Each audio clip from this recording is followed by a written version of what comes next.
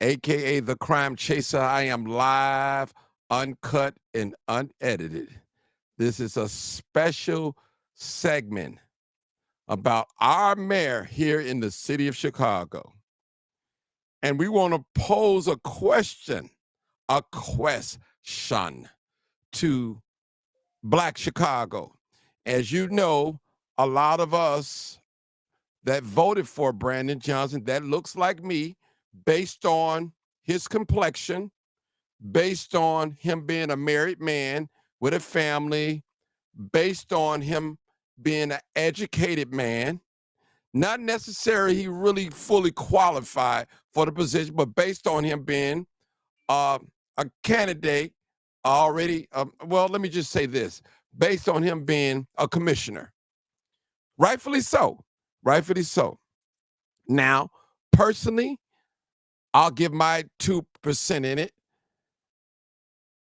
I believe, and I could be honest, that Lori Lightfoot was the strongest candidate, but she didn't make it to the runoff. That's my personal belief. So me as being a black man and black power to the last hour, race first, and I am that, I'm not ashamed to say, I persuaded my listeners, those that follow me faithfully, to vote for Brandon Johnson, as well as I did. I advocated for him on this podcast for at least 28 to 30 days in a row. We was all Brandon Johnson, Brandon Johnson, Brandon Johnson. Now you said, well, Martin, you voted for him, so you get what you get. And you're right. I voted for Mayor Brandon Johnson, and I got what I got. But I can truly say that I kind of have voters' remorse. And I think Brandon Johnson overall is probably a decent person, but not for the job. And you said, well, Martin, he's black. Aren't you tired of the white man running the city of Chicago? Yes, I am. But am I guilty for just voting for Brandon Johnson because he's black? Probably so. Probably so. To be real honest, let's be real honest. Real honest. You know, well, Martin, he's a black man. Why are you tearing him down? I'm not tearing him down. We're looking at the hard facts tonight, this afternoon, early morning, early afternoon, whenever you may be listening to it. Now, Brandon Johnson showed us who he really is. Now, let's look at the facts now. Let's take the black card off the table. Let's just pretend like he's just a mayor and don't look at the complexion of him. Now, what can I really say happened to the black community since his leadership? I was on my podcast yesterday, and I was talking to the tax doctor.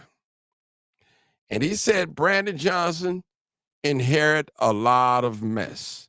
And guess what? He is right. But it's still his job to try to fix this mess. So we can't give him a pass because what he inherited. Now, immigration. That's one of the number one things that concerns the black community. Now, black community, we have to be honest. Now, a lot of us was okay with the immigrants coming in because this is what the mayor wanted. Well, this is what he pretended like he wanted if he didn't want it. That's what we noticed. Now, when they came in, they were sleeping in the police stations. They had their families. It was cold outside. They was homeless. They was jobless. But until we found out on this channel through a reliable source that they was getting resources, And when we, Black Chicago, found out that they were getting resources, then that's when we began to start making noise. Like, hold on, wait a minute.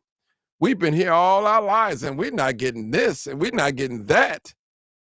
Look, it's because of Brandon Johnson. Brandon Johnson said, hey, Harold Washington made it a sanctuary city. That's what Brandon Johnson said. And it was a sanctuary city under the Harold Washington administration. Now, did Harold Washington see this before he died?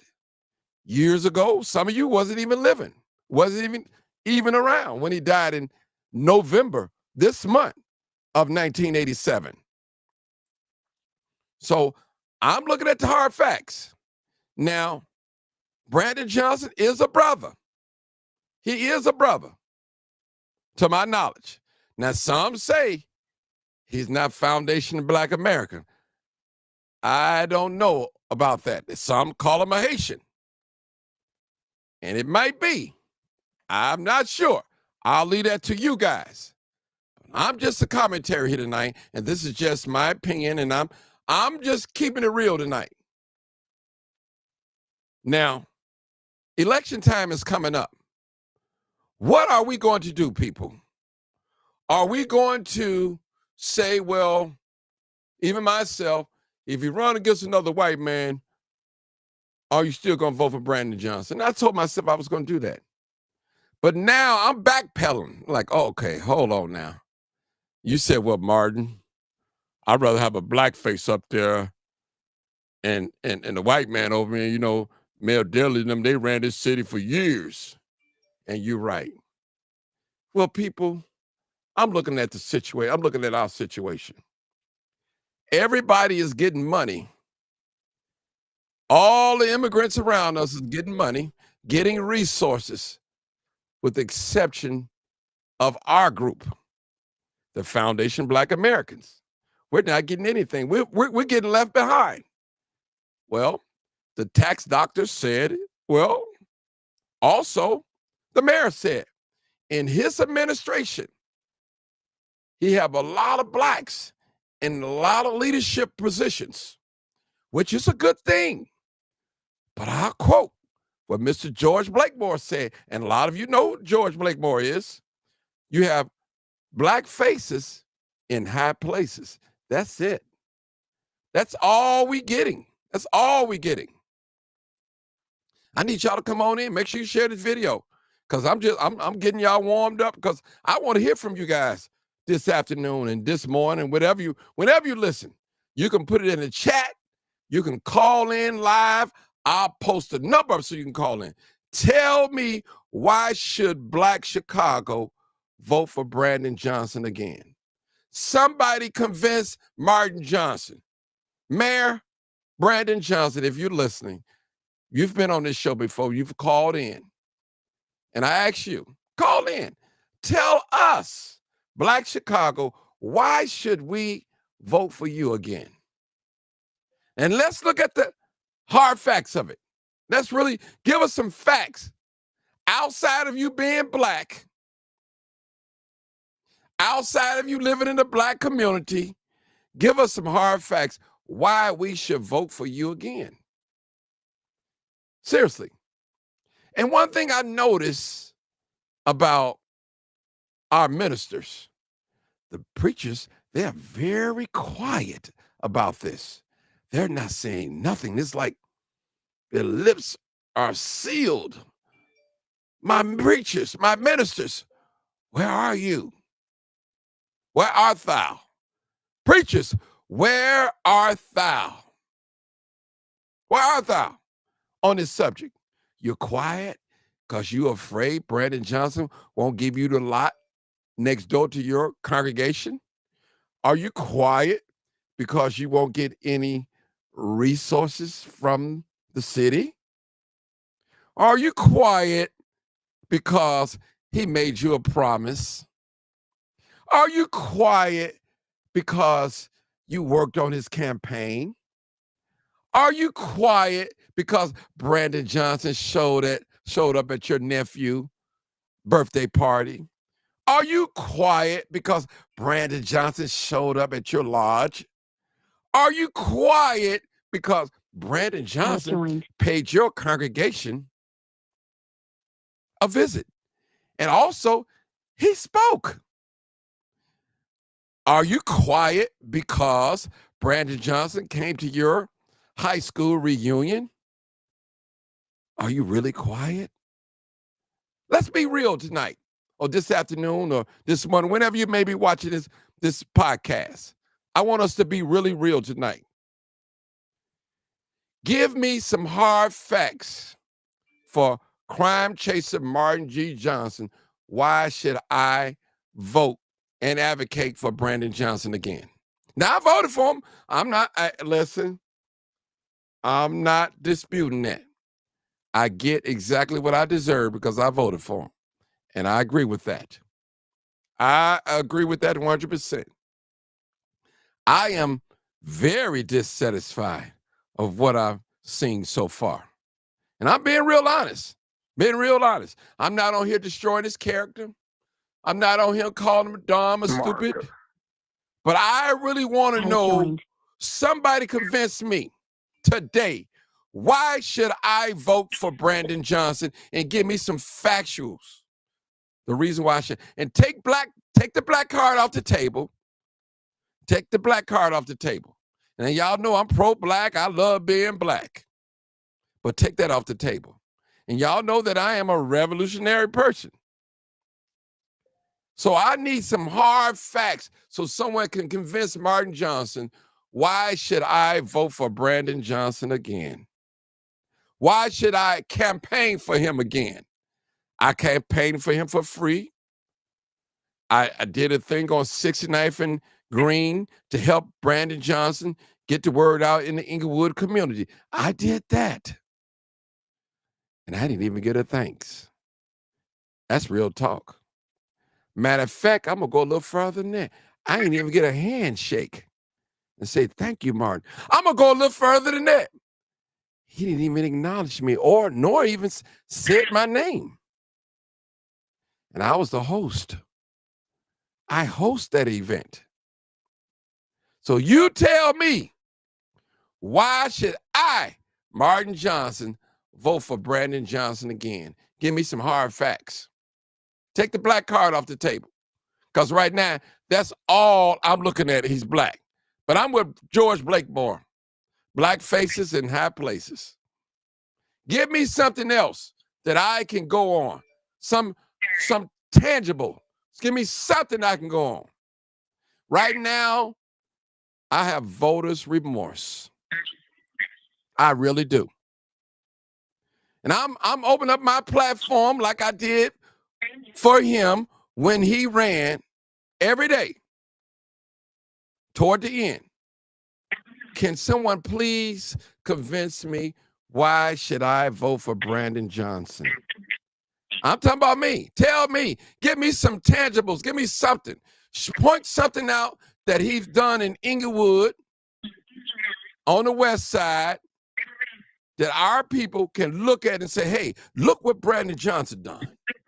But I guarantee you, I could point out a lot of things that he's done for the immigrants, the illegals, or unauthorized, or undocumented. I could point out some things, many of things.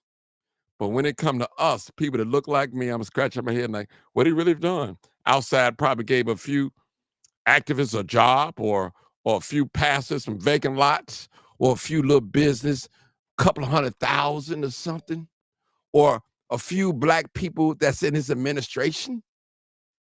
That don't do nothing for the group. Come on, somebody talk to me. I'm finna open up these phone lines. I think I've been talking long enough. Let me open up these phone lines. I think I got a couple of callers, and let me see. Hold on, people. Mute your phone until I call on you, people. I got a couple of callers. Okay, who called first? Okay, let's go to 0904. Come on, talk to me. 09. Come on. Happy Sunday, Martin. Happy Sunday. Give me a reason why that we, Black Chicago, even me, if you want to talk directly with me, mother, I mean, my dear sister, you know you're my sister, I love you. But give me a reason why I should vote for this brother again. Come on, my sister. I can't. I can't. I can't.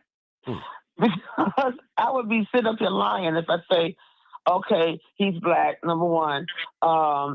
He's doing some things, but I can't. I'm going to be honest with you. You know, I don't have a beef with him.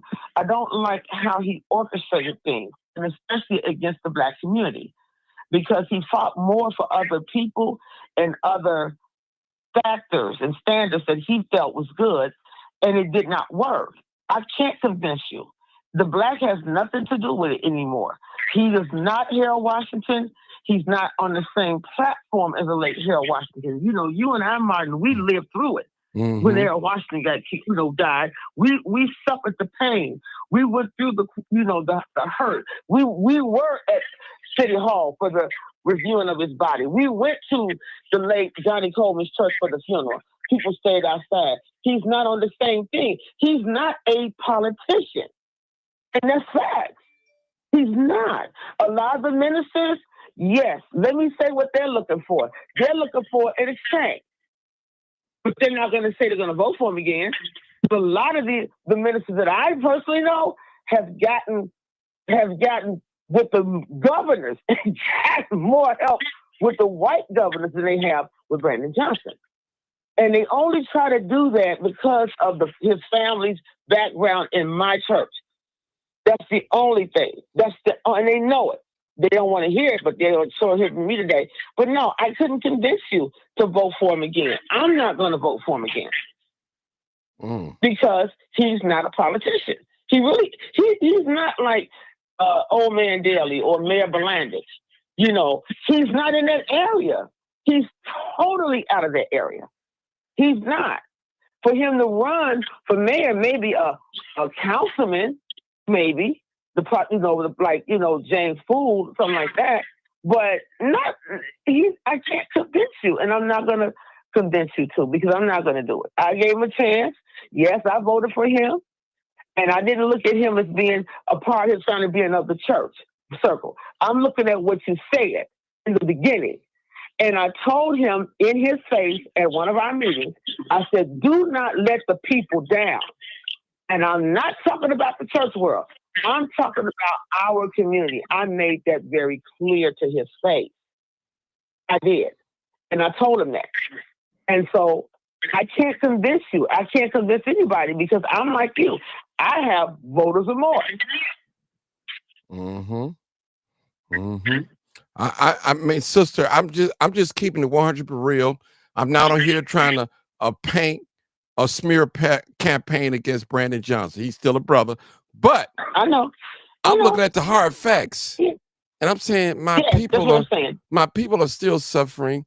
My people are they're crying out. They're being looked over. They're being looked over. Yeah. And it hurts. And Martin, Go ahead, sister. I'm sorry. Go ahead. And the thing about it, it's always being looked over because look at how many times, Martin. Now you know your girl. You know young. I'm a twin. Mm-hmm.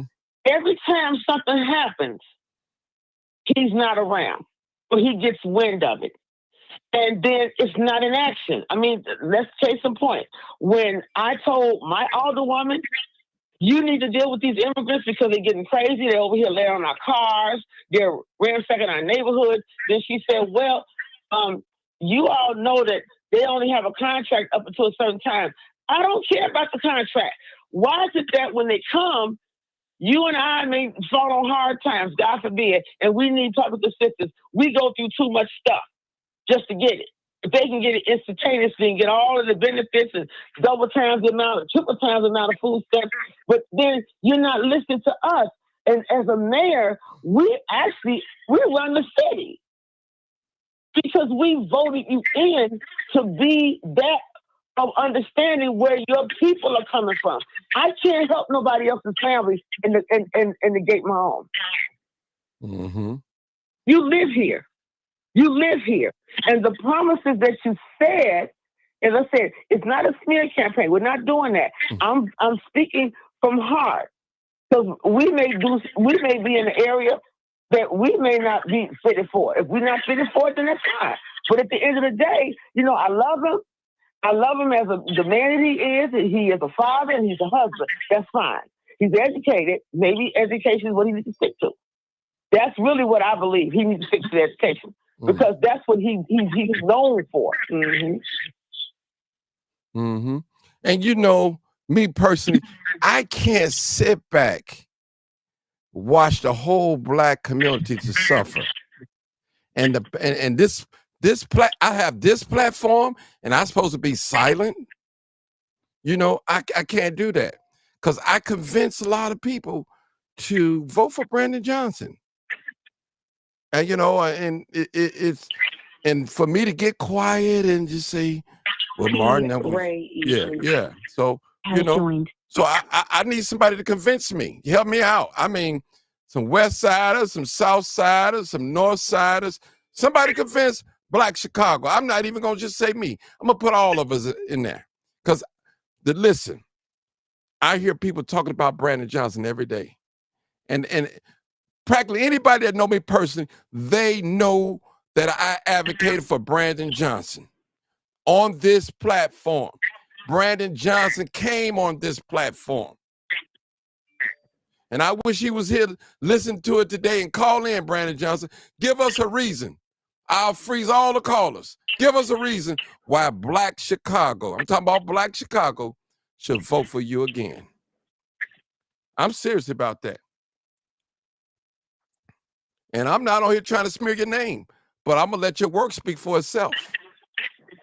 That's it. Tell me. Maybe I'm not that much politically educated. Maybe you can point out some things that you've done that I don't know about for the Black community. Okay. Are you done, sister? I go to the next call. I got 2 more callers. You done? Yeah, this Dr. Faye, yeah. Okay. Marcus. Then I got P. Ray on the line. Come on, Marcus. I think that's you. Martin. Yes. I'm with the other caller. I can't because, and I'm not just saying this because you advocating for him. That's not how I vote. I don't vote by ministers or Jesse Jackson and supporting. I met Brandon Johnson at the Chicago Crusader newspaper office, and he spoke fine, but he ain't doing fine by Black people. I can't. What I will say this is that Black people in this city, and I know he said take Black off of it, but Black people in this city and in this state, we wait to the last minute. We don't prepare a candidate to replace these people. We got these aldermen on the floor that don't represent us at all either. They represent the interests of the billionaires who are paying them behind closed doors. We don't prepare. We don't have a candidate right now to run up against Brandon Johnson. We'll probably get the same ones that ran up against him before, but we're not having we're looking for a Harold Washington in Chicago. And as much as I love Harold Washington, we need not look for another Harold Washington. We're not going to get another Harold Washington. We need to look for somebody that's going to be better than Harold Washington.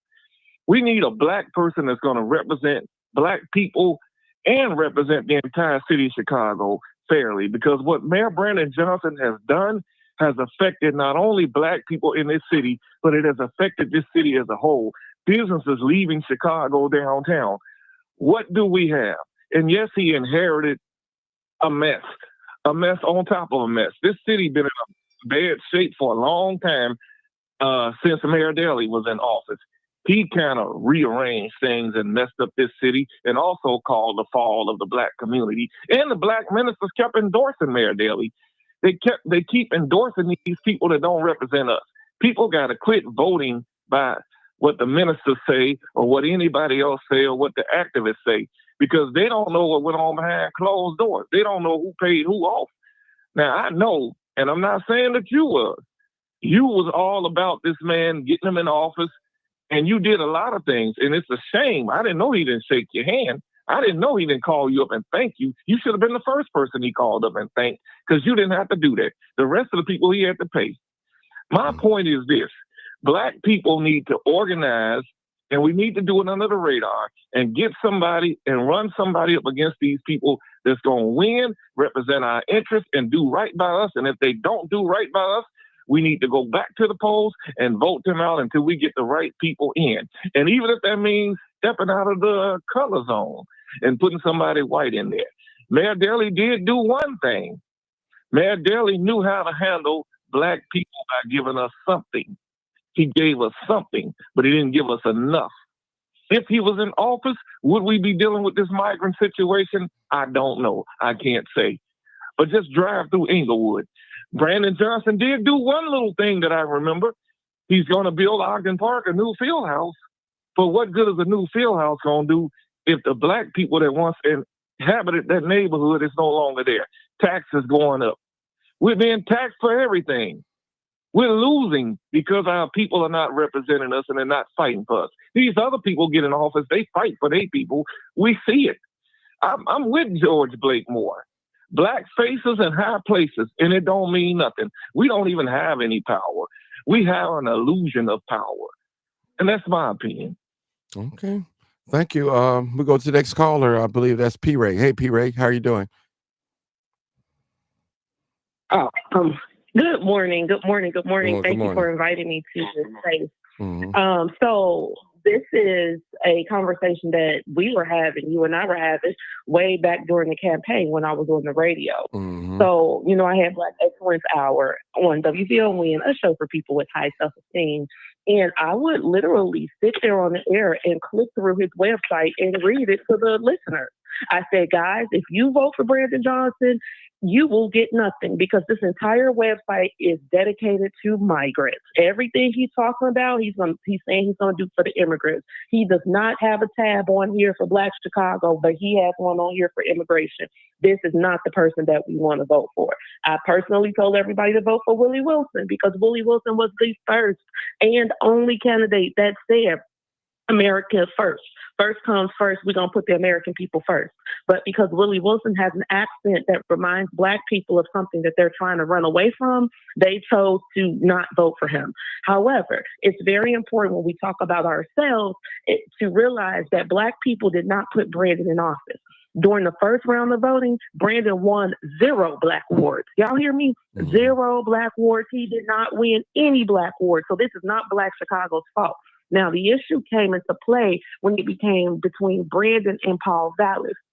People did not vote for Brandon Johnson. They voted against Paul Vallis because anybody with a kindergarten, middle school, or high school diploma signed by Paul Vallis is not voting for Paul Vallis. He represents something to the millennials in this city that cannot be overcome with political contributions.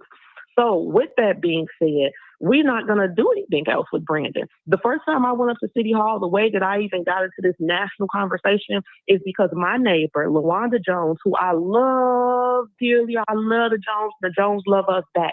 We've been on this block together for over 40 years.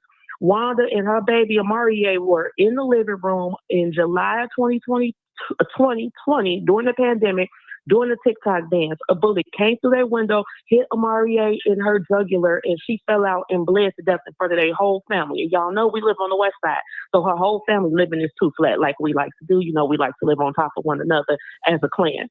So a couple of years later, I saw Wanda on the Chicago mugshot page wearing Amarie's Rest in Peace t-shirt, but she had washed it so many times that it was completely faded. Wanda's charge was possession, and obviously she was high. The reason I went to City Hall is because Alderman Ray Lopez called my show live on the air and said that first $51 million we gave to the migrants was opioid settlement money. We were supposed to build rehabs with that money, but we gave it to the migrants, which means that the migrants paid the cartel to traffic them up here. And then the money that we were supposed to use to make our own people whole from the cartel, we gave back to the cartel. So we paid them going and coming. This don't make no sense. And Brandon knows this, you all. Brandon lives in the Austin community. He see the leaning, he see the rocking, he see the pass out lines, he see all of this. Brandon live right off Chicago Avenue and Central. So please don't think he don't know, but we are not the priority of Brandon Johnson because his priority is the Chicago Teachers Union. You guys can look this up. The Chicago Teachers Union has been going down to Venezuela for the past decade, building relationships and passing out maps and telling them people to come up here on us because we got money for them. Brandon Johnson went on international TV and told the whole world, if you can get to Chicago, we will take care of you, because not only was Greg Abbott sending buses to Chicago, because a lot of people just want to blame it on the Texas governor, but the governor of Arizona, who was a Democrat, was sending people. The mayor of Denver, Colorado, who was a Democrat, was sending people. Mayor Eric Adams from New York City was sending people. That was a Democrat as well. So it's not a party thing. It is not a racial thing. It is because our mayor got on TV and said, send us everybody. We can afford them. And now the city, $1 billion in the hole. CPS, $739 million in the hole, and we don't got the money to pay for this. And now, friends, because the housing subsidies for the illegals have stopped, the landlords are no longer getting paid. So now they have these people squatting in their homes because the Cook County Sheriff cannot serve them with eviction paperwork because they don't have an ID and they don't have a lease. So now the landlords are calling ICE to get these people up out of their houses. But then we got Brandon Johnson coming back and saying, we don't want ICE here when ICE is raping. When illegals are raping people. They just caught a man on the north side who was up there kicking in doors and raping women. 2 girls just got raped in Ravenswood Manor up there by Rob Blagojevich house. Street by themselves. They saw 2 men behind them. They kept walking. Those 2 men ran up on them with a knife and a gun, took them in the alley, raped one girl at knife point while holding the other girl at gunpoint. The neighbors heard it, came in, grabbed them in the house, and the guy fled. This is some real live crazy stuff. Another black man, y'all, a black homeless man in downtown Chicago was sleeping on the sidewalk, minding his own business. Some illegals came up and started beating him with poles and stabbed him to death. Minding his own business, people that ain't supposed to be here. So if those types of things do not encourage our mayor to rightfully work with the federal government in order to get these people out of here so that we can maintain some level of safety, we already had our own chaos. But now that it's like next level chaos, he pushed against the federal help that could have made us whole. And for that reason, he is unqualified to lead us. There's no reason the mayor of Chicago should be boycotting the president of the United States of America, the leader of the free world, who got all the resources to make all of this better, because he's trying to prove a point to the people who put him in office, which is that they are going to make the migrants the priority in this town. If you got high self-esteem, get away from these people because they ain't got nothing for you. They do not like you. No matter how many times you go to their events and eat their chicken and get their little trinkets, go get it, go eat, go get everything you can, scoop it up from them while they in office. But in the meantime, in between time, we moving to the right, Black Chicago. We're done with them. We got good sense. We are Chicago public school graduates. We know a scam when we see it. And this here is a scam. It don't matter that his skin is black. It don't matter that he from out west. It don't matter none of that if he not showing us that in dollars and cents, and they spent all our money on them. Now, I'll say this and I'll land. The reason that the property taxes went up is because of the crime in this city. We had a large amount of corporations leave downtown Chicago, which then made the corporate tax levy lower downtown. So they had to push that on to the citizens. Now, instead of our mayor fighting to make the city safe or getting all the help he can get, he's fighting against the people that want to make us safe. So now the property taxes are going to continue to go up, friends, if we could not attract businesses back to the city to pay those corporate taxes or those commercial property taxes. So I say all that to say, get away from them. Get away from them. Logically, it don't make no sense. Monetarily, it don't make no sense. Politically, it don't make no sense. Socially, it don't make no sense. We thank them for what they did, because they tried, but their plan didn't work. So we say, thank y'all so much, and we move on. We better than this Chicago. Vote red. Thank you, Martin. Thank you. No problem. All right, people, let me make sure I get any more callers. And people, I'm just somebody convinced.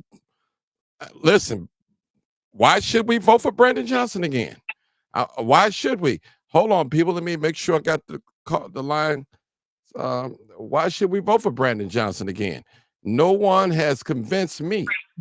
Hopefully Brandon Johnson has listened to this.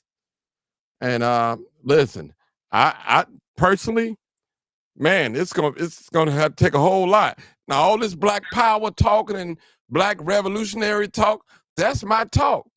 But you talking that now, you'd have gave all the finances away. You gave all the money away. All the money has been passed out. What's left for us? All this black talk. This reminds me of a black supremacist, if I may use that term. A black face in high place, in a high place. That's what it is. Let me see. I think I got another caller here. 1381. Come on, caller. 1381. 1381.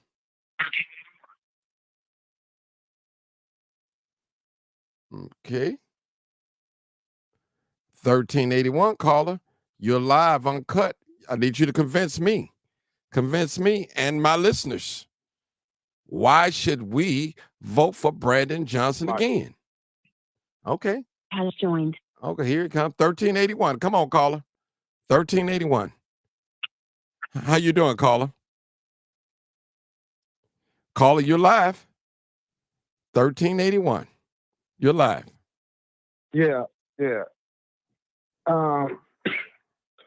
Brandon Johnson is not going to do nothing for the citizens of the west and south side of Chicago, which is our people. People been going down to City Hall, like Zoe, Ms. Jackson, myself, Mr. Blakemore, Tawan Sims, T. Ray, and other people along the way here and there. I'm a living testimony. I'm a living witness that y'all should look at. I'm coming down there with my wife and child. And like I said, I gave Brandon Johnson, which y'all can see the video if you ever care to look at it. But and you still put that video up, Martin Johnson, to be honest. Because I gave him a hard drive of the discrimination, et cetera, and things like that that's going on towards our people in shelters that's homeless, how they treat us, the living conditions of the shelters, et cetera. Them people he did nothing. And I handed this to him himself. I talked with him himself. He even put me in contact with one of his assistants, Maurice. And Maurice lied and say that, we don't got no hard drive and et cetera. But though he in that video too and seeing me hand it to him, Brandon Johnson is put there not to help us. That's intentionally. So when he leaves office, he gonna get paid. You see, it's set up not to help us. I heard somebody come at Miss Jackson yesterday, man, on that show talking about some people downtown and what we doing, yelling and all that. Man, we supposed to be yelling. We supposed to be fighting. He telling them to fight for the migrants. We supposed to be fighting. See, this tax bill is a wake up. Them taxes should be a wake up call. Because they're going to do just like they did Roseland. When I was talking to Ms. Jackson, I explained to her, and Ms. Jackson can testify, I explained to her all this was going to happen. I told him to his face in that meeting down there that all this stuff was going to happen. I even told him that he going to lose plenty of support. He going to be out there on his own. Man, they turning on him, coming up with a tax the rich. First, the first person they showed say something about tax the rich was Preston. Preston got his name on buildings. They finally got their names on buildings and things like that. Man, they ain't finna let them tax the rich. That whole thing is a scheme. I talked about that Bring Chicago Home referendum. I spoke out against that. I got videos of them trying to talk to me, et cetera, and things like that. I done infiltrated that. I spoke against that. A lot of hatred came towards my way. I'm getting retaliated right now today. Ms. Jackson getting retaliated right now today. Zoe Lee getting retaliated right now today. You know what I'm saying? Because of people speaking up and being on front line for our people, and we not getting no aid and assistance to the utmost that we deserve. We're not getting no credit. We getting hatred towards us. We getting a lot of things, and Brandon Johnson is just the face of what's really going on behind the scenes. Just like Lori Lightfoot, she was the face. They not trying to this machine here ain't trying to help us. The oil that goes into this machine pumps out hatred towards our people.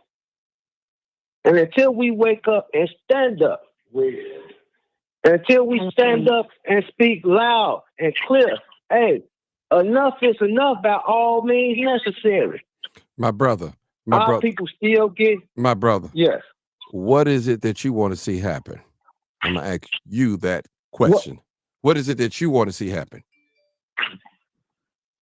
Far as what I want to see happen, far as what? The mayoral race? Yes. Like what? Yeah. What is it that you want to see happen? The mayoral seat, you need somebody that come from the ground.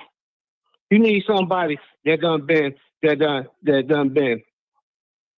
can relate to the people, that done been homeless or something. You need somebody that come from the ground. That we know come from the ground. Really will. That we know, cause they cheated him out of that first election he ran. The people ain't paying attention. That's why he kept saying it's a lot of votes out here. You know, when they showed the map of the numbers, all that stuff was brown. Everybody had a color. All that stuff was brown, and they still cheated him. And they put Prenwinkle, and that's why it took them so long to come down fast, Prenwinkle and Lori Lightfoot, because they were deciding which one gonna be the Cook County Board President and which one gonna be the mayor. They played the people. Just like they cheated on the national level, they cheated on the local level. But our people ain't paying attention. You know what I'm saying? I be speaking some real stuff on there, etc. But people be hating. That's why we have the confusion we have. We got to stop hating each other. At least listen.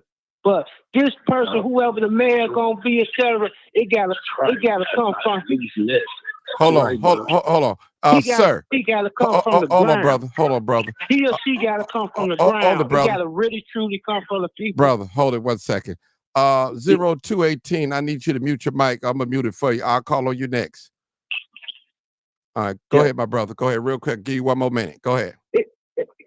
It got to come from the people, and the people got to know that person comes from them, and they willing to lay their life on the line. Al Watson was willing to lay his life on the line. That man literally, I watched this man come in Cabrini Green, and he went to damn near every damn doorstep. Every doorstep. He came into my grandmother's house and he talked about, I witnessed people like Mary Steps and them, etc. Lieutenant Bowers and stuff. You know, Jesse White before he turned coat, you know, that fought for the people. You know what I'm saying? We need somebody that's really come grassroots from the people. Not someone that come from somewhere else they put there, or someone that come up into their schools and their organizations and things like that, because their interest ain't going to be for you. Their interest ain't going to be for the children. Okay, brother, I'm going to hold it right there. I mean, we got to get it together. We got to get it together, and we got to stop all this talking. We got to start at least walking. Then them people marched for us, fought for us, etc. They put boots on the ground. That's why we've been going downtown. It ain't just, because we got personal issues and things like that. I spoke up for all kind of issues, for the veterans. I spoke up for the homeless. I spoke up for all the people. Because we need somebody that's from the people, for the people, and that stand by the people. Okay, and bro. That's my piece, Martin. Thank you very brother. much, No problem. brother. We'll go to the next caller. The next caller, 0218. Caller, you're live, uncut, unedited. Good afternoon. Right. The question is, sir, why should we vote for Brandon Johnson again? And give me some hard facts. Go ahead. I wouldn't vote for Brandon Johnson again. The reasons I wouldn't vote for Brandon Johnson again, things are just a mess. It's just incompetent. You know, we have crime going steady up, unemployment in my community steady going up, and it's no help. So why would I vote for someone that got all this money for the migrants and stuff? Knew the books was inflated. Didn't even have the common sense to say, well, look, this too much. Let's read the book. Let's put some money to the side. So when this is all over, we don't have to raise taxes up on our people. We need someone that has financial literacy in there and got to be truthful with the people. You know, just truthful with the people. Martin, I voted for him because of you. You know, it was between him and Jamal. You know, I'm keeping it real. It was between him and Jamal. I respect you to the utmost, so I look up to you. You see what I'm saying? So I said, man, I'm going to go, you know, do what my big brother say. This is my big brother. But what to hear that he wouldn't even shake your hand, to hear, you know, these things. I never, I never said that out in public, brother. I only told a few people, man. And I couldn't believe it, man. It hurted me so bad, brother. This is at the beginning, you know. That hurt me that hurt me, Martin. brother. He not only he didn't shake my hand, he didn't even call my name out, acknowledge me. The way you advocated for him, yes. The way you advocated for him, that is shameful. Because once again, I'm gonna make this note, and then I'm gone, Mr. Martin. I voted for Mr. Johnson because of you. You see what I'm saying? It was between him and Jamal. You understand? And if you go back to those things, it will stop the happening with Jamal. You understand what I mean? So I'm gone. Y'all have a blessed day. You are an advocate for real, and you ask real questions. You put your boots on the ground, and we'll never take you for lightly, sir. You enjoy your day. I love you, brother. Enjoy your day. Appreciate you, brother. Okay, I think P. Ray wanted to say something again real quick. Go ahead, P. Ray. I'll give you a couple of minutes. Yeah. Oh, yeah. I'm just going to talk really briefly. It was something that somebody said that was like, oh, let me talk again. But the thing is this, everybody. Well, I know what I want to say. Our next leader has to be well qualified leadership. That's the problem, too, that we have down the city council. We got a whole lot of people down there making decisions for a $10 billion budget that ain't never took an economics class, ain't never took an accounting class, ain't never did none of this. So, yes, you can have the passion, and I ain't going to say her name because that's mine. I like her. I ain't going to say her name. But there's somebody down there that just really don't understand what's happening, don't understand it, ain't never been to know. Like, when I talk to them, I'm like, do you understand that if you do this, this, and this, and this, financially, this will be the outcome? And they're like, wow, I didn't think about that. How you didn't think about that in this your real life job? And you really voting on this real life budget. So whatever that leadership has to be, they got to know what budgets are. They got to know how to communicate policy. They have to be a diplomat in order to not only work with us here, but go and work with those people in Washington. Because like them or love them, or like them or hate them, Donald Trump going to be president in 2028. So we need somebody who can go down there, shake a hand, make a friend, and make a deal so they can scoop up what they can scoop up and bring it right back to the city of Chicago. That's what we're looking for in leadership. We're not looking for a popular candidate. We're not looking for someone who knows how to talk. Brandon knew how to talk very well, didn't he? He knew how to give a speech. He knew how to smile. He knew how to get the people riled on up. But that did not make him qualified to run the third largest city in the United States of America. We got to take this seriously, y'all. We are such an economic powerhouse.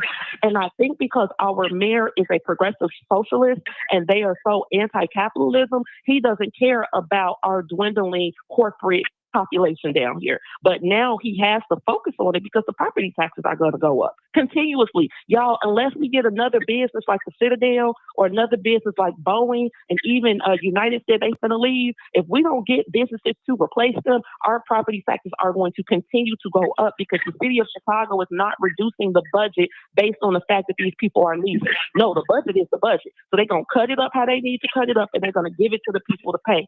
We can't deal with that no more. We need to have qualified people in these roles. It is so important.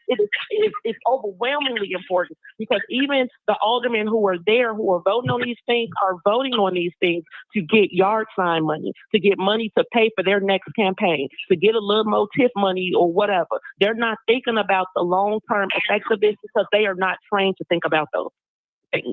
So please, as we are looking for our new leader, make sure that we are looking for somebody who is well qualified for the position. If not, we're going to end up in a worse position because Brandon only got this position because of the CTU and the fact that Paul Vallis was on there. Brandon ain't never ran no budget. Brandon ain't knocking him. You know what I'm saying? I always say I fight his politics, not the man, because he ain't never did nothing to me. It's snow outside. We in the same hood. This little cock can stop and Brandon might have to push me over the snow. You know what I'm saying? So I ain't into it with him like that. But on a political level, he was not qualified for this. He didn't even pay his own water bill. So if you're not paying your water bill on your little house over here, why would we give you a $10 billion budget in your lap? And now that we've given him this budget, we see that he was not qualified to do it. So please make sure that people are qualified. And then I will land with this. P. Ray for Congress. I am running for Congress of the 7th Congressional District right here on the west side of Chicago. This is not a game whatsoever. All I want is 2 terms. I want to do this for the rest of my life. But if I already got this relationship with the federal government as a layperson from the west side of Chicago, imagine what we could do with Congress, with a congressional access. That's all we own right now is making sure that we got the right people going to communicate for the city of Chicago because there are a lot of people getting paid a lot of money to say that all of us are okay with this and that we understand that people need help and we have to help them. No, that's not true. That is a lie. So make sure that we are sending people who are qualified and knowledgeable enough to speak so that we don't run into this mistake again. Because the people who were pushing for Brandon, even over here in Austin, everybody mad. When I say everybody mad, y'all, everybody mad. I'm going to give y'all this story, then I'm going to leave it, for real. 2 summers ago, we had a flood on the west side when they did that NASCAR downtown. We believe that they closed the tunnels and pushed all the water west because there was so much water on the west side, y'all, that the sewer cap had popped up out the ground and it was water just shooting up everywhere. Personally, we had 4 feet of water in the basement. So FEMA comes in contact with me. They like, we know P. Ray in Chicago. We gonna call P. Ray. Now this last year, they called P. Ray. The FEMA lady come here from DC. I take her to MacArthur's. I say, okay, man, we finna get something to eat. I just want you to be quiet and listen to what the people are saying. So you know the people are very upset at MacArthur's. Man, so my house burnt. My house water. I ain't got my stuff no more. They ain't even giving us no money. Woo, woo, woo, woo. So we sitting there eating our chicken listening. She said, oh my God, the people are really mad. I said, yes, ma'am, they're pissed off. She said, can you pull a meeting together for us? I said, absolutely. So I get on my phone. I call all the West Side leadership, okay, all the glitterati. I say, FEMA here, they want to have a meeting right now. So FEMA come, FEMA had a meeting, they do their studies, they figure out that we needed $429 million in order to make ourselves whole. So FEMA comes to Chicago, we go to Austin Town Hall, we hold a big check, everybody thinking they about to get a new boiler and furnace. Well, friends, let me tell y'all what y'all mayor did. The old president, Joe Biden, expanded the definition of infrastructure to include housing support, okay? Brandon Johnson took that whole $429 million and threw it under infrastructure and then was just going to get the people on the west side $3 million for us to split amongst everybody. That ain't nobody going to get no boiler, nothing once you deal with the contractors, the subcontractors, the equipment, all that $3 million is not enough for us over here, okay? But Brandon thought that he was going to take that money, that 429, call it infrastructure, and then use it for housing support. And guess who was going to get supported on the housing, y'all? The illegals. So then, this is real. So then President Trump, about 2 months ago, sent some HUD advisors. The HUD, the advisors here to meet with me and my team at the Dirk State Federal Center. So we have this meeting at the Dirksen Federal Center, and we talking about the infrastructure money. The man from HUD say, well, that's a good point, because Joe Biden expanded the infrastructure definition to include housing. I said, exactly, because their goal is to house these people. So we got them to do an audit of CHA to get all the illegals out. Not only did they do it here in Chicago, but 2 days after our meeting, the HUD Secretary, Scott Turner, put out a memo for the whole country and said all housing agencies got to do an audit to make sure the illegals are out. The Democratic Party is focused on taking care of illegals because they see them as new voting base. So you know, when you go to the Secretary of State to get an ID, they automatically register you to vote, and they let the illegals go up there and get IDs too. So how do we know that they're not being added to the voting rolls? This is why they're giving them all of these things to support them while they're here.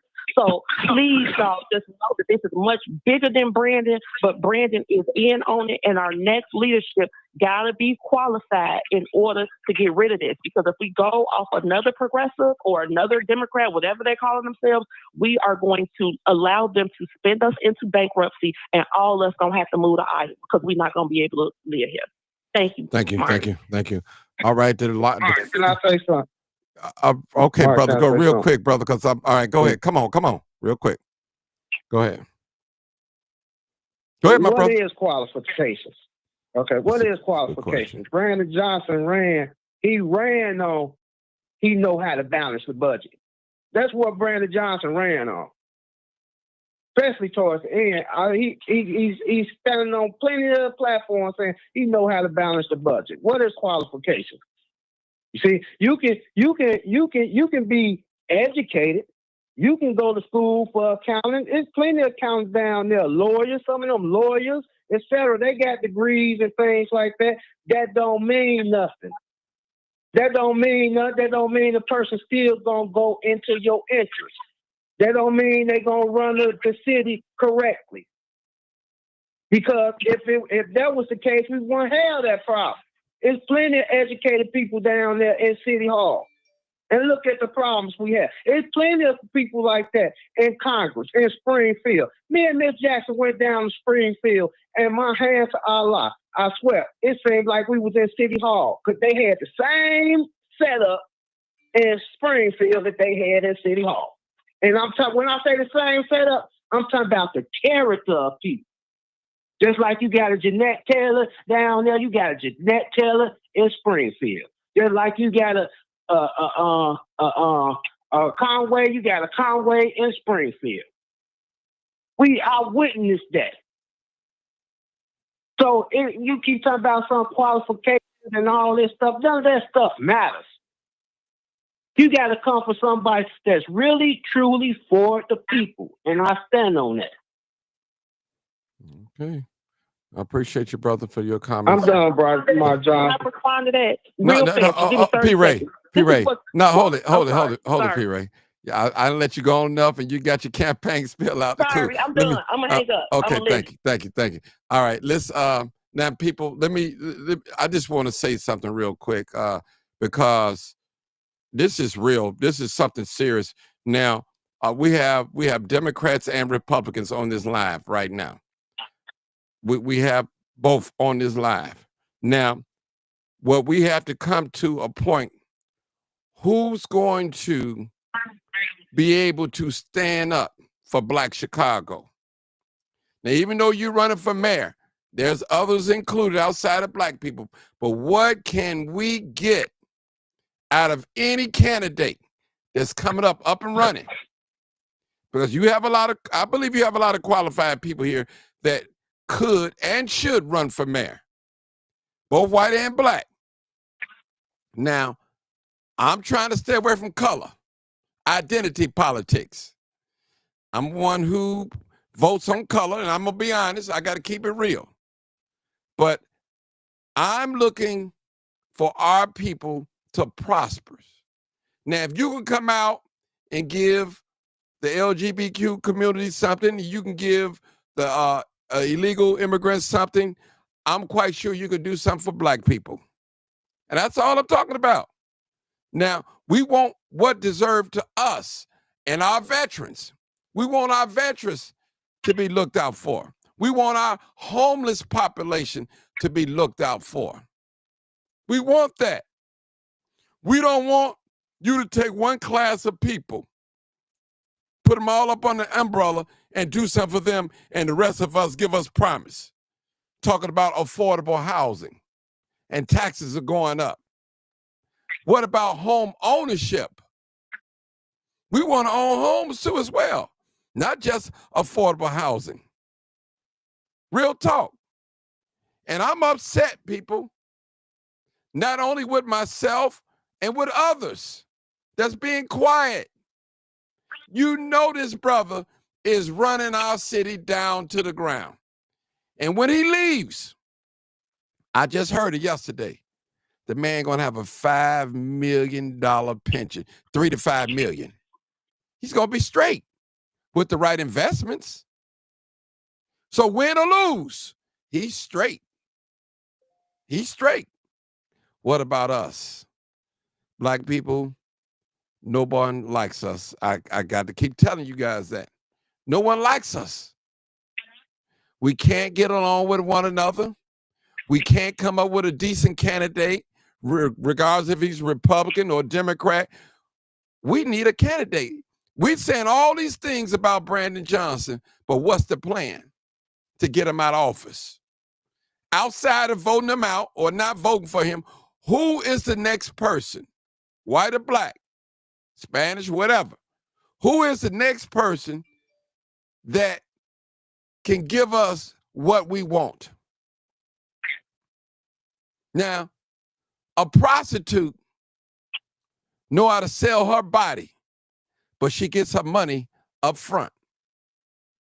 And that's what we have to do. We have to get our stuff on a piece of paper. We have to have an agreement. If we invest in you and we give you our votes, this is what we need for our return. We need it. Our preachers are quiet. They're not saying anything. Our politicians that are with the status quo, they're quiet.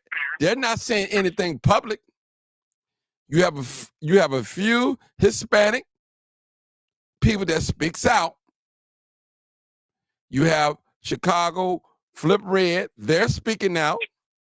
You have the Democratic, a lot of Democrats, some progressive, some liberal, whatever you want to call them. They're quiet, a lot of them, quiet. They're getting what they want. People, look at the west side. All you got to do is step out your house in the south side and just look. Look at all these abandoned buildings, vacant businesses. Look. Just look, people. The sister said it.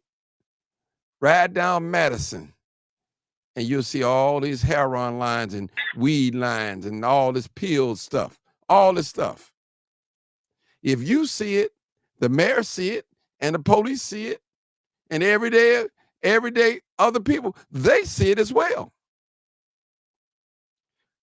People, we have young people have taken over the city.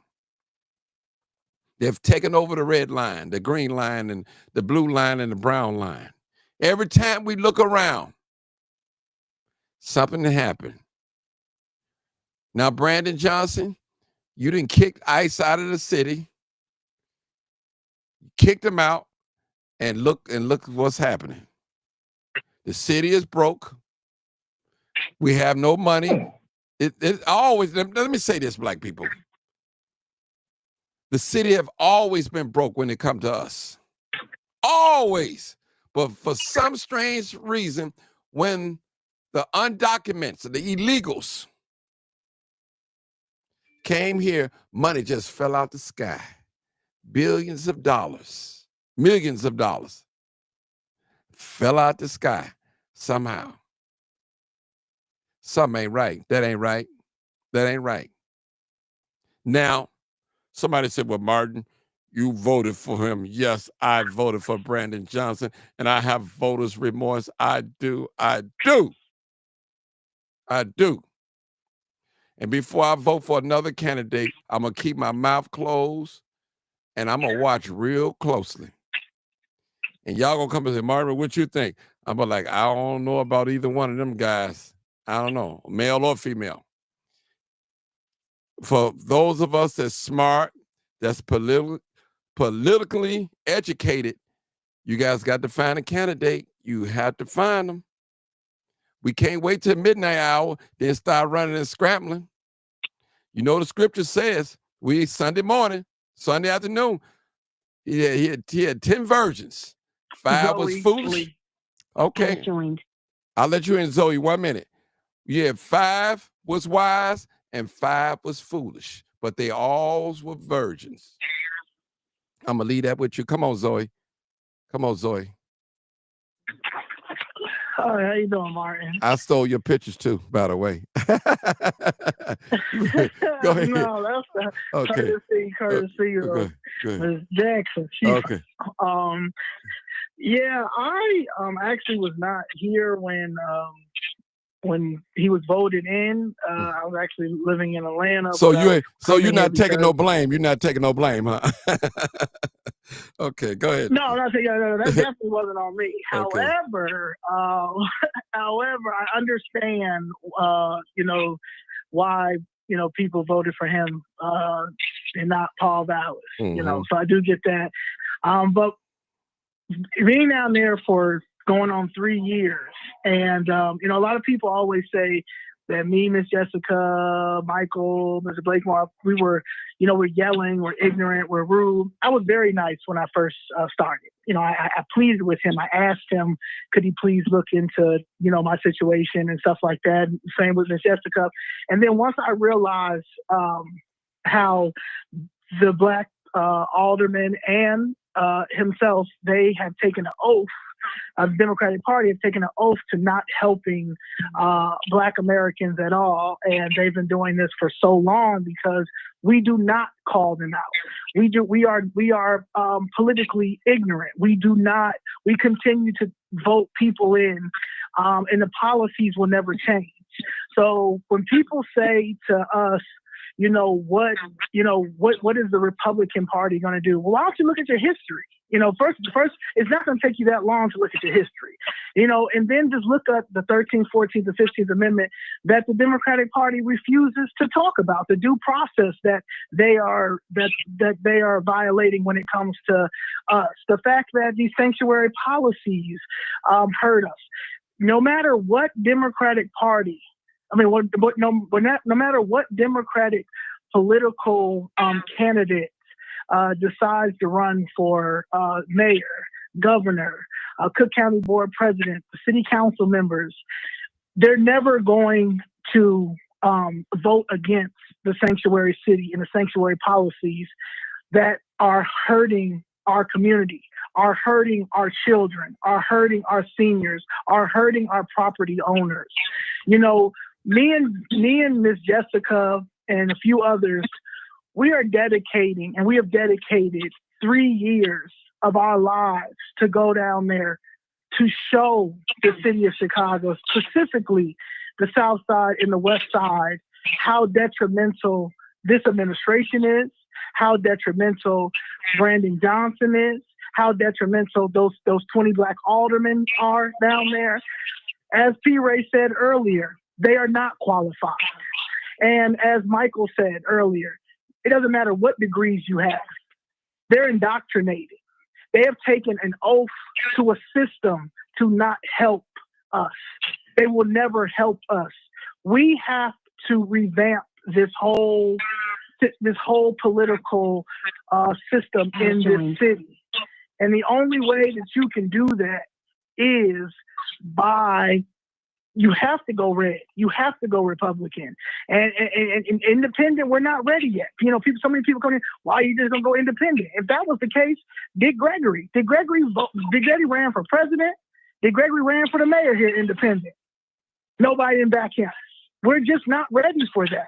So until maybe 10, 20, 30 years down the line, maybe, but right now, in order to save the city, in order to save the state, you're gonna have to go red, and you're gonna have to go red with a person who also understands what is needed in our community. Because you just can't put a Republican in there that's going to do the same thing that they're doing.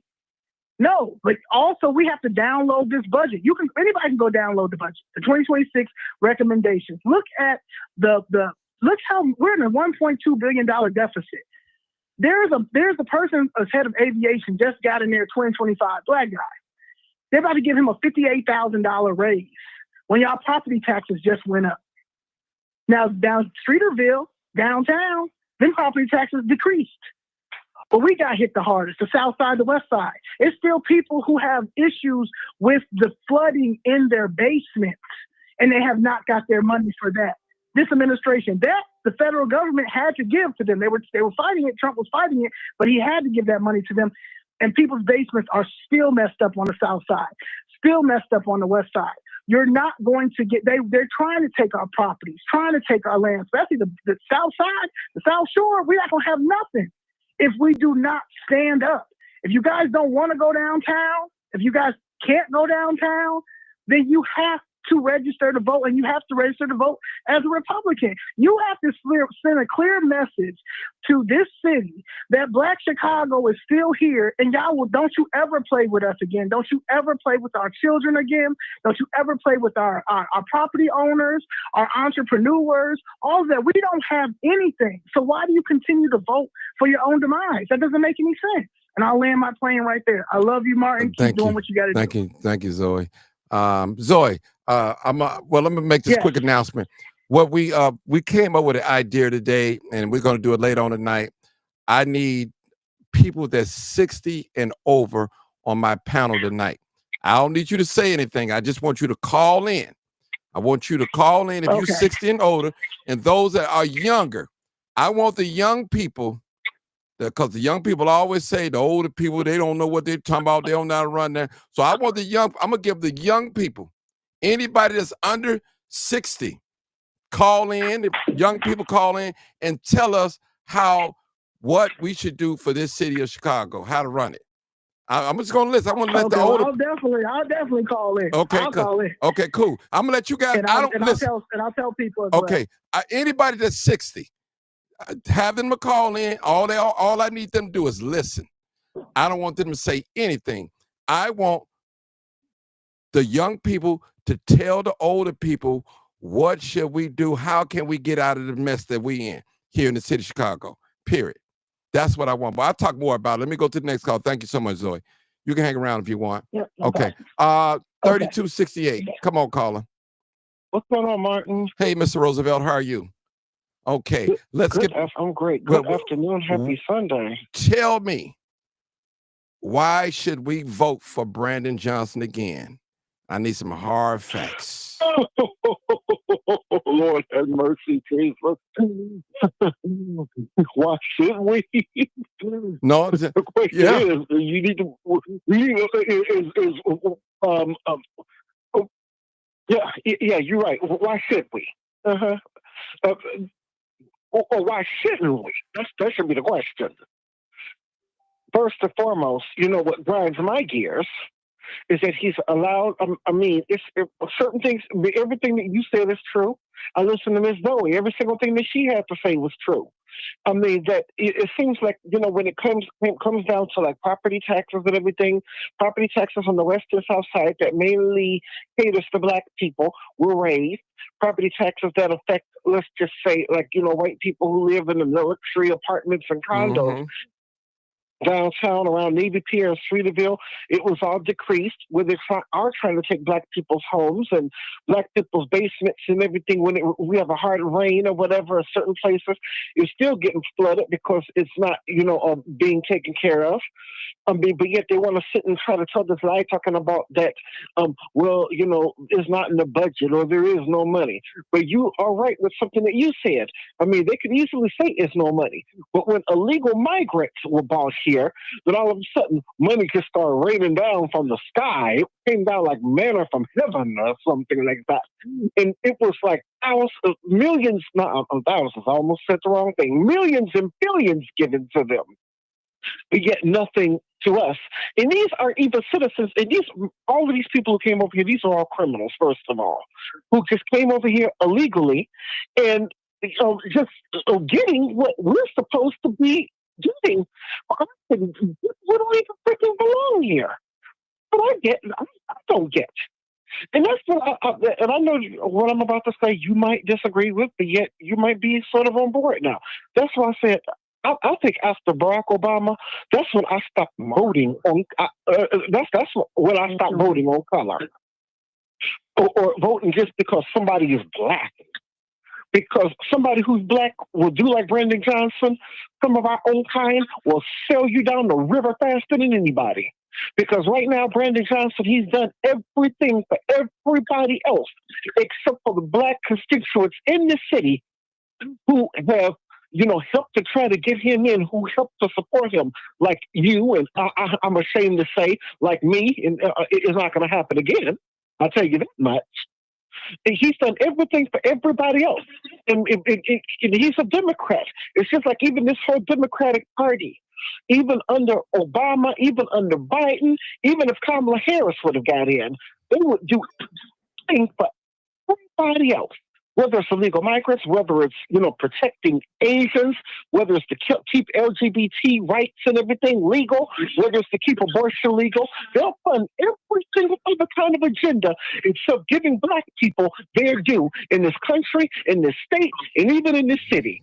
So with all that going on, those are the reasons why I will not be voting for Brandon Johnson, because he sold us a batch of bad goods. He sold us down the river. He just completely forgot about us. Once he got up in here, he just said, well, I had to use this word. Well, y'all black niggas, I'm just going to leave you behind. And that's exactly what happened, because he takes up much more for migrants than he ever will about black people. He does not care for black people. People in the Democratic Party need us. They don't care anything about black people. Ms. Zoe is right. If we are going to this democratic system in the city, we're going to have to run a candidate and a candidate, and everybody's going to have to sign up and vote in red under the Republican Party. I lend my plane. All right. We go to the next call. I believe that's Marcus again. Marcus, go ahead. Hey, Marcus. Yeah, I want to say this. Right now, I'm undecided until I see who's going to run up against him. Because, Lori, you said it earlier, and I'm not saying it because you saying it. Actually, it's a lot of people thought the way you thought. I think that Lori was the better candidate. But unfortunately, she didn't make it to the general election. Had she made it to the general election, would she have beat Paul Vallis? I can't say. But I'm undecided. I mean, I see the little things that he's doing, and unlike some of you all, I get press releases from the mayor's office. I see the little bitty things that he's doing. But what I'm understanding is that black people are suffering in this city. As you well know, when I'm not doing photography, I do food delivery.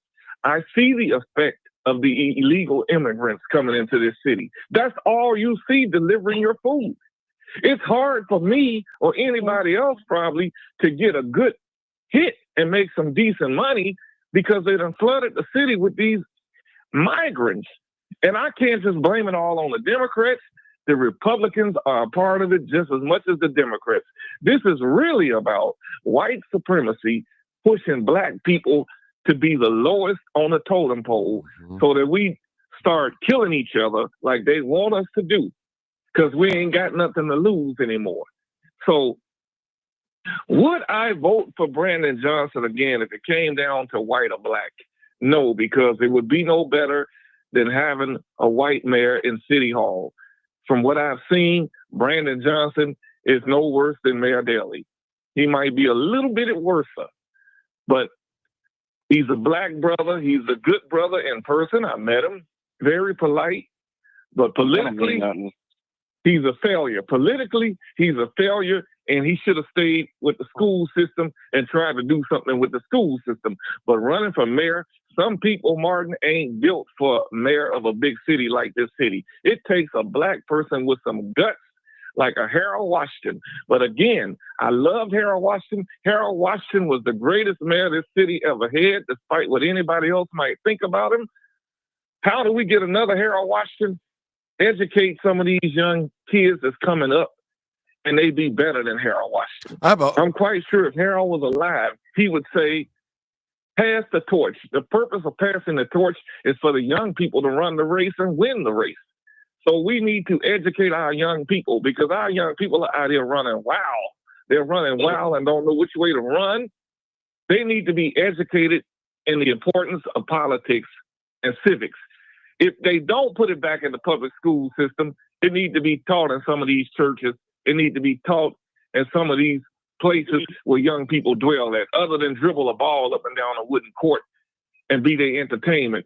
We need to be a threat to their agenda, because they are afraid. They don't want us in power, and they're using us against us. We need somebody in City Hall that cannot be bought by the shadow government that we don't see, which is the billionaires.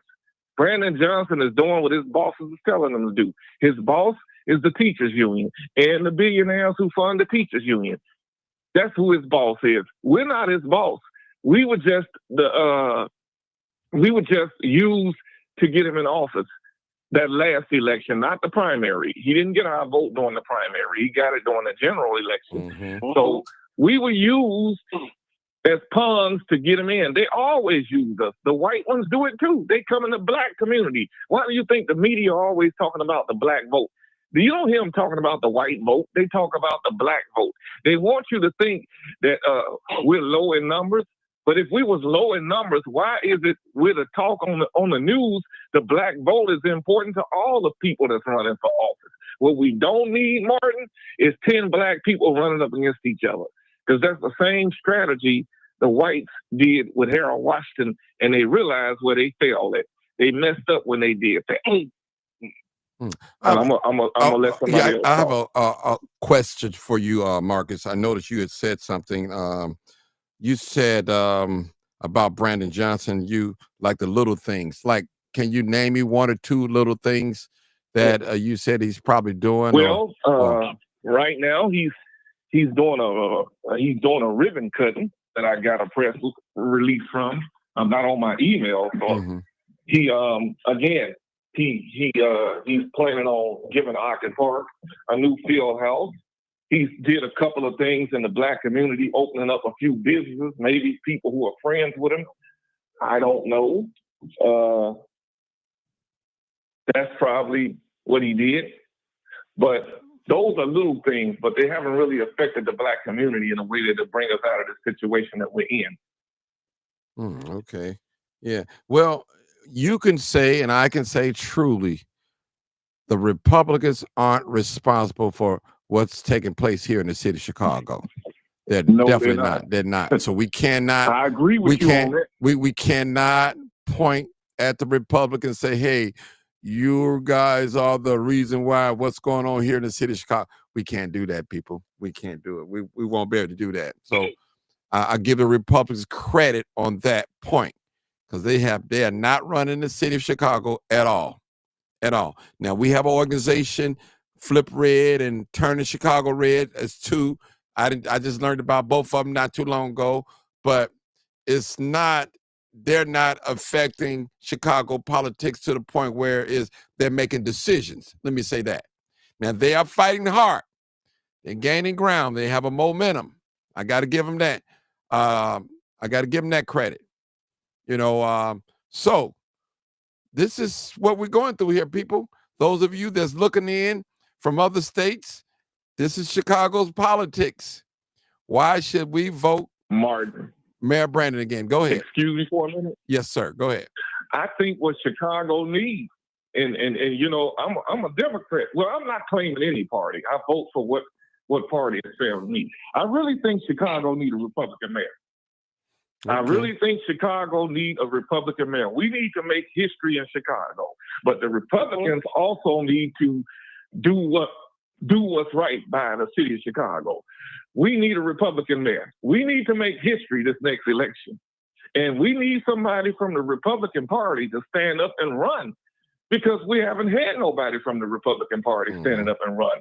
Maybe you fighting a losing battle, but right now is the time for you all to be getting a candidate and running that candidate. Don't wait till the last minute. And when you do run that candidate, learn from Harold Washington. Harold Washington came to everybody's doorstep. He went where he wasn't even welcome, and he came there anyway and changed their mentality. So we need a Republican mayor. Yeah, We need a Republican candidate that's going to get out here. They should be already out here knocking on doors. Don't wait. Get out here and let the people know who you are and what your agenda is and what you plan to do by your agenda. I think Chicago need a Republican mayor. I could say Illinois need a Republican governor. We just had one, but we need another one that's going to be right by the people. And then, because the Democrats have messed this city up. I agree with you. But what I was saying in general, nationally, they're both parties. We got to watch that, both parties. Mm-hmm. But what Chicago needs is a Republican mayor. That's the only thing that's going to knock this crap out the way. Get a Republican in that seat, and it'll change the history of Chicago. Okay, what? Let me hold it, real quick. When you say a Republican mayor, what about Republican aldermen as well? Because they still have the majority in the city council. Martin, go ahead. Them too. That's going to follow. That's going to follow. Because if we get a Republican in office, of course, forgive me, I got a little cold in my throat. If we get a Republican in office and he's running for mayor, you think aldermen, people who are not going to run for aldermen, man, it's black people right now. We're tired of these black aldermen. They give out these turkeys. They shake hands. They give coats out. They give toys out. That's not good enough. People want jobs where they can buy their own turkeys and toys and coats and cars. So we need aldermen too. I agree with you. I never heard of it like that, but brother, I agree with you. We need some aldermen running. We need some ward committee men running. We need some aldermen running from the Republican Party. My call out is to the Republican Party and those that are on here listening who have that power. Talk to your party. Chicago, we need to make history again. Only on the Republican side, because I'm tired of these Democrats. Marcus and Martin, I think that, as Martin said earlier too, in addition to what Marcus is saying, if these Republicans run, we still have to hold them accountable. That's it. It's no more you can't go to slapping sleep on the wrist. We have to hold them accountable, and it has to be implemented that if they don't, vote them out. Start again. Because the problem is that we keep letting everybody slide. Everybody want to, him and haw. But you've got to hold them accountable. Like Marcus said, I recall when Willie Cox was in office and over here in Woodlawn, and we're going to pass out turkeys. Well, if a family of 10 or more, them turkeys, especially if you got boys, that turkey is molded. It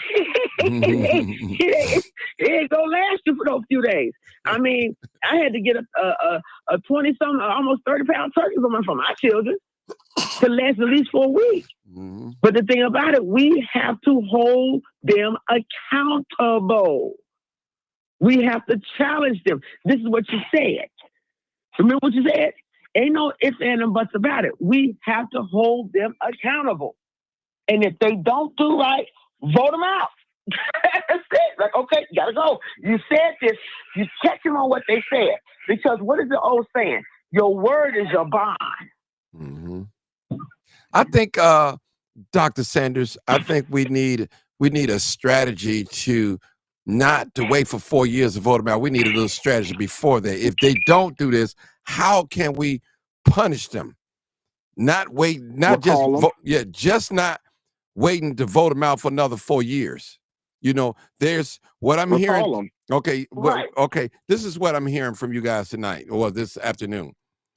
You're frustrated. I'm frustrated. I'm sick and tired. I'm fed up.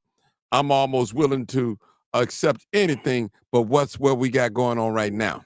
But at the same time, we need change. I don't want the next party to get in there and do the same thing. We need change, people. And we're not going to get it because most of our candidates that are Democrats, and I'm a registered Democrat, they're going to do what the party say and not what the people want. And that's just how it always been working. George Blakemore said it again, black faces in high places. Come on now. Now, don't get me wrong. Mm-hmm. You have a lot of blacks have gotten rich, financial stable under the Democratic Party, and they're fighting tooth and nail not to allow no Republicans in no office here in the city of Chicago. But if we send a message and say, hey, those of us, we are willing to take a chance to do something different. We're thinking different now. We're no longer going along with the status quo here. Everybody gets something with exception of our black people. And Republicans, if you're on this live listening, and there are some here too, hey, you got to get a valuable candidate that will have the interests of black people. You know me, I'm open. I'm open to vote Republican. I'm open to vote Democrat. But it has to make sense to my people, not just me, but also to the group that I represent, which is black people. I'm not sending my people to no burning bush no more, especially those that follow me and know my character and my credibility. I'm not doing that anymore. I'm going to make sure that I do my homework. And if I say, people, I don't know, I'm standing this one down. I hate to tell people not to vote. That's not the thing that I endorse, not to vote. And I hate to hear this quote where we got to vote for the lesser of the two evils. I can't stand that. Mm-hmm. I can't stand that. I can't stand it. I can't either. I can't stand it. People, we have to do something. We have to move swiftly. We have to do something. We can't keep asking for different results and we doing the same thing over and over and over. You know, it's been 3 years. It's been 3 years. Hold on. It's been 3 years for Brandon Johnson. 3 years for Brandon Johnson. He's already shown us what he think about the black community. He's already shown us. Now, he's talking all this revolutionary talk, this black talk, but he's broke now. The money is gone. The money's all spent out. You giving us a great speech. You're talking well. We like that revolutionary talk. But guess what? Put the money where your mouth is. It doesn't mean anything. You talk the talk, but you gave the money away to somebody else. You didn't even rightly divide it.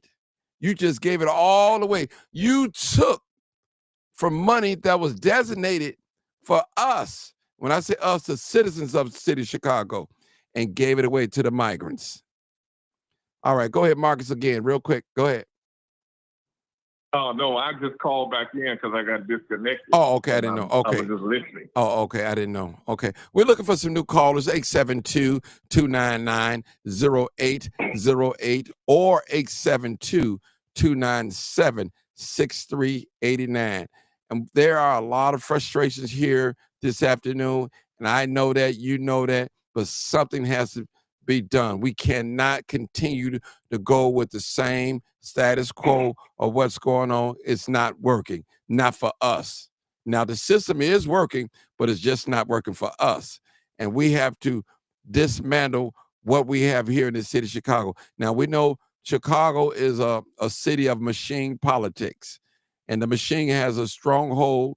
I would say it's on life support because they know the flip red is on their behind. The flip red is the only one that's standing up to the Democratic machine in the public. Now, I don't know what they doing behind closed doors, but flip red and turning Chicago red, they're the only ones that's really standing up to the giants here in the city of Chicago. Something has to be done. Something has to be done, people. What are we going to do? How are we going to bring change? Now, talking. Send them a message, Mark. Yeah. Well, we got to have a plan. Vote Republican. Yeah. I thought I never said that, but vote Republican. Chicago needs a Republican mayor. Send them a message, as well as aldermen. Send them a message that we not voting on no color no more. We are voting on quality. We are voting on deliver. If you can't deliver for us, it's just like a job. If you can't do the job, they get rid of you. They're gonna get rid of you until we get somebody in there that's gonna do the job by us. How can you take care of outsiders and don't take care of your home first? Why should I shovel my neighbor's snow and skip what's in front of my house? I gotta clear my house first, then go next door and clear next door. Mm-hmm. I think you got a caller coming in. Okay. Let them come on in. 872-299-0808. 08 or 872-297-6389. Why should we vote for Brandon Johnson again? And give us some true facts. Convince my audience, convince me why we should vote for Brandon Johnson again. I know. I think Brandon Johnson really knows deep down in his heart that he's probably going to be a one-term mayor. I think he knows that. I think he really knows that. Trust me. And when he leaves, he's going to be financial straight. What, $3 to $5 million pension? Oh man, he's set. Yeah. All right. Yeah, but the thing is, it's still not too late. He could still do something for Black people even now if he wanted to. So that way it's something. I mean, this last how many more years he might have? One. The money is gone now. The money is gone. The money is gone now. Okay. Well, what the money's gone, so I guess he can't do anything. So, like I said, but give us a nice speech. I mean, because if he was able to do something, at least I'd be able to say he could do something. No more money for you. Yeah. Okay. He wasn't lying. Mm-hmm. Well, they came over here to our country, had nerve enough to call us lazy. Not. Well, they've been told that, brother. They've been told that we're lazy and there's no more money for Black people, and that's what they've been told. For that man to stand up and say that in the city hall chambers, to say that, I mean that somebody have discussed that with him. He's been in some type of circle that say, hey, Black people are lazy and we're not giving them no money, and they showing us. And with the tax hike, they're trying to take our community, man. South Shore, the West Side, listen, Auburn, they double taxes, people in Inglewood, double taxes. Man. Because they want white people want the city back because they're all out in the suburbs. I mean, so they want the city back. So that is their way of trying to get the city back, is if they price Black people out by making everything much more higher and everything, then, Black people will soon sell their property and move, and then white people will be able to move back in. That's what they want. They want all the community in the city back. Mm-hmm. They taking Black folks' homes, Roosevelt. They ain't trying to pay you for it. They taking their homes and they using the tax thing to do it, and the rent going that too. Yeah. Not only this affects Marcus. This affects all of us. Not just the homeowners, Marcus, but the renters. The rent is sky high. Mm-hmm. Then people charging move-in fees. Help me out. Security deposits, all of that. They're not paying for moving trucks, so why is the move-in fee? Where I live right now, my neighbor and I were having this conversation last night that our contract is not up until 2032. We have not had any renovations in our apartment, and we're paying $1,500 a month. And that's just for an apartment. That's just for an apartment. So I know it's an apartment. And then my neighbor and I, we were talking about last night, we talked about maybe we need to, until we get our house, maybe we need to add some amenities here to repair what we need to have done. I mean, we need painting to be done. Repainting to be done. They won't do that. They claim they're going to do the floors here. We're still waiting on that one. And then we're talking about doing our own baseboards, putting in our own new appliances, because we've been living in this place with an appliance since I've been here. This is 2012 when I came here. But behind me on Ellis is a $3,000 mortgage, brand new housing. Martin, if you've seen it, right at the 62nd and Ellis. I know. I remember this building every day going to work. I've seen pictures. Mm-hmm. Uh-huh. So there is people. Give me a minute. They're giving them everything. Right. So what they're doing, and I believe 900 said it yesterday, they're using Black faces in high places to roll out these racial policies against Black people, so we won't say, look at the white man, see what they're doing us. But they're using Black faces to work their agenda, and they pan them well That's what they're doing. So we can't And scream. causing us to turn on each other. Right. They can't say, look at the white people, how they treating us. So what they do is they put a black face up there in high places and give them the policy and tell them to execute this. This is what we want. And this is what happened to the city of Chicago. Trust me. There's no black person running the city of Chicago. Trust me. It's not happening. So now the game is to get a white mayor in there. They got the black people against the blacks. It's working. To get a white mayor in office, that white mayor is going to carry out that agenda. But he gonna do a sneaky move. They might put somebody else in there before they put a white person in there. But their whole agenda is to get black people out that seat. We got the wrong black person in that seat. They knew that. It's working. That's all I can say right now. It's working. All these people have an agenda and stuff that these people are pushed or are forced to push. That's like sometimes I wish I could run for mayor or something, but first of all, I know I wouldn't be qualified. I just have a desire. But the thing is, if I run it, I want to run it the way I know it's supposed to be run. But the thing is, if you get these people, like you said, the hidden hand, all these billionaires and stuff over you who's telling you like what to do with certain agendas and stuff that they want you to force or whatever. I can start out saying what I want to do and how I want to make things better, but it could go the way even worse than Brandon Johnson if you listen to all the rest of these people. But if you don't, or if you do like Harold Washington, look at what happened to Harold Washington.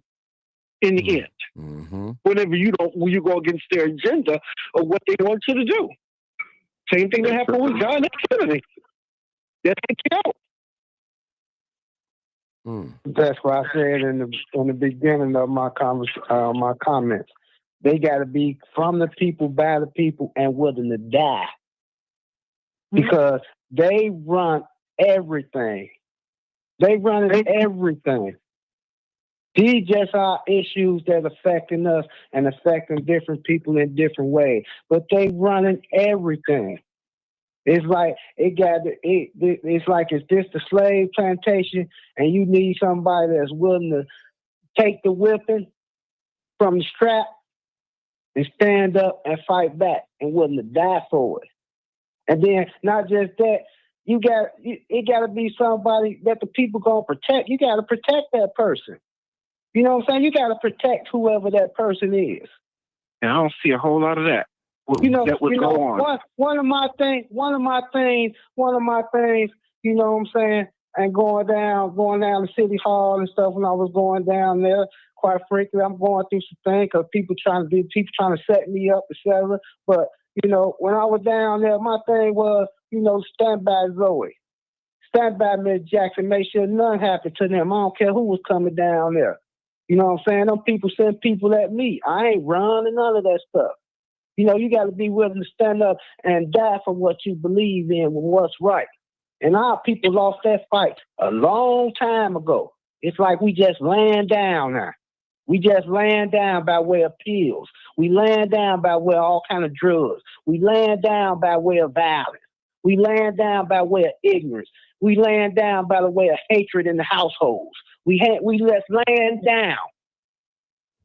We just laying down like you know what the word is. I ain't gonna cuss on your show, but we laying down. So that's why all these times I've been on your show and you say things may be controversial because I've living witness to a lot of this stuff. And I see the problem. I see the issue for years. I was into politics at 12 years old. You know what I'm saying? I was raised a certain way. I was taught a certain way. I put a candidate out there to the candidate who I felt that should be running for office, but I ain't gonna put her out there because she said no. But you gotta have the courage too, because you're gonna have to have the courage. When they get you in that back room, you're gonna have to have the courage to say, no, I ain't bowing down. And I got a bunch of niggas outside waiting to tear it up for me. Okay. People don't have that courage anymore. Yeah. I'll just say this. Yeah, that's police officer exactly told right. me we got a sniff of freedom and we forgot about the fight. This is what a black police officer told me in high school because he seen that I was politically educated and into this. He said, Marcus, we got a sniff of freedom, an illusion of it, and we forgot about the fight. We went to sleep. They killed King, they killed Malcolm, they killed all our leaders who they couldn't bow, and we gave up and went to sleep. We got scared. We forgot about the fight. We got a sniff of freedom, a sniff of it, and we're not free. All right. All right. Listen, we finna end, P. Ray. I don't know what you call it. I'm not gonna keep going on and going on. P. Ray, what's going on? Yeah, she gone. That's good. All right, people. Tonight, I'll post a time that I need 60 and older to call in, but I don't want you to say anything. I'm going to put you on mute, but I want you to listen. I want you to be on the panel and listen to the young people call in and tell us, I'm not 60, to call in and tell the 60-year-olds how it should be done, how we can clean this up. You know, I remember George Blakemore used to say stuff like that. Young people, if you're so smart, get us out of this thing that we're in right now, that black people in. And so I'm challenging every young person, basically under 30 and under, 40 and under. If you so smart, if you so intelligent, I want you to talk to the 60-year-olds and up and tell them what is it that we need to do to get us out of this rut that we're in. Not just talking locally, but politically all over the country. Since the young people got all the answers, I want to hear from the young people tonight. So, okay. So I think P. Ray sent me a message. What did she say? Hold on. I'm not mad at you because I'm going to need you during the campaign. So I'm gonna be quiet right now. All right. Thank you, P. Ray. So tonight, I'm going to give you guys a time. I'll make a flyer and all that. I need you guys to, the people that's 60 and over. I'm 57, so I don't qualify. So those of us that's younger people, I want the younger people to call in tonight and speak your mind to the older people and tell them how we can fix this thing. And I want them to listen. I don't want them to cut you off or anything. If you're 20, if you're 17, 30, 40, good, I want to hear from you. I want to hear from you. This is your opportunity to tell the older people, hey, what it is and what we think that's going to work and change this thing around for black people. That's what I want. Mother Doris and Sister Jessica came up with that idea, and I want to put it on this platform. You know, because our sister said yesterday, a younger sister, and I respect her, 900, said, well, it don't do no good if you go down to City Hall, you're screaming and hollering over the mic. Now, since she said that, I want her to call in tonight too as well. If she's listening, call in and tell us why you said that. And a lot of you young people, you said marching and protest is done. We don't need that anymore. So you tell us. You have no choice but to do that. You're right, right. I know. I'm sorry. Go ahead, Zoe. Go ahead, Zoe. Go ahead. But you have no like this is a new generation.